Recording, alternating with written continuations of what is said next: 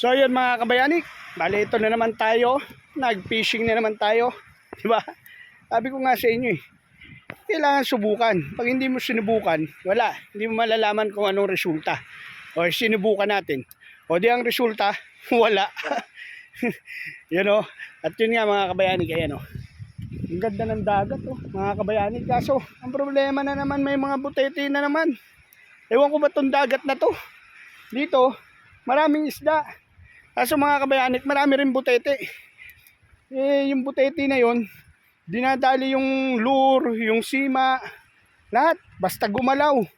Basta makita nila sa tubig mga kabayanik, titirahin nila. Isda nga huli mo na, hahatiin ka pa Kaya mga kabayanik, talagang ganyan ang buhay.